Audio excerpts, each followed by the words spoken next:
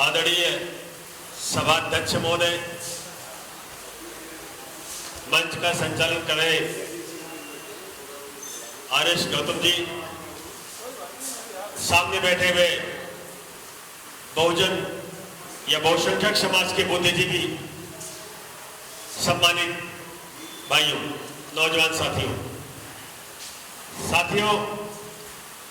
हम सब की जो लड़ाई है वो लड़ाई हम कि अगर शुरुआत करते हैं तो बाबा साहब अम्बेडकर से लेकर पेरियार, ललित और तमाम बहुसंख्यक बहुजन समाज की लड़ाई लड़ने वाले बुद्धिजीवियों, उनके प्रेरणा स्रोत मानकर हम जहां भी खड़े होते हैं उनके पीछे ही हमारी शुरुआत होती है।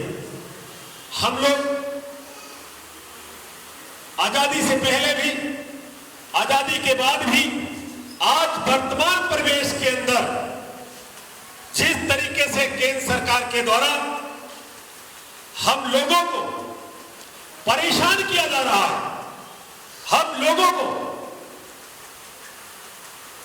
चाहे वो पिछड़ा समाज हो, चाहे वो दलित समाज हो, चाहे आदिवासी समाज हो, चाहे वो अल्पसंख्यक समाज हो, एक जैसी स्थिति सभी की हो चुकी है।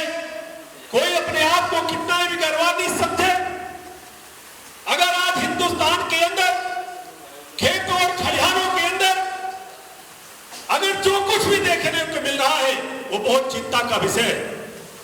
हमारे नौजवान साथियों की लगातार मोब लिंचिंग और हत्याएं, हमारी बहन और बेटियों के साथ, गांव खेते खलिहानों में कमजोर लोगों के साथ लगातार उनकी बच्चियों के साथ रेप और हत्या, और जो बढ़ चढ़ के लड़ाई लड़ रहे हैं उनके ऊपर झूठे मुकदमे लगाए जा रहे हैं। किसी का घर तोड़ा जा रहा है तो किसी का दरवाजे कब्जे किए जा रहे हैं, उसका घर बार कब्जा किया जा रहा है, किसी के लोगों को परेशान करके गांव से भागने को मजबूर होना पड़ रहा है। आज हिंदुस्तान के अंदर हम बहुजन बहुसंख्यक समाज के लोग, हाँ जी,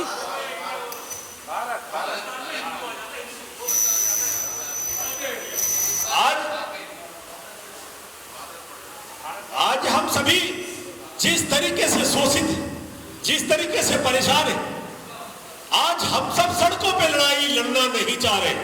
हम लोग सेमिनार के अंदर, हम लोग मीटिंग हॉल के अंदर, हम लोग एक दूसरे की टांग खींचने के अंदर जितना दिमाग लगा रहे हैं उतना हम संगठित होने के लिए दिमाग नहीं लगा रहे हैं।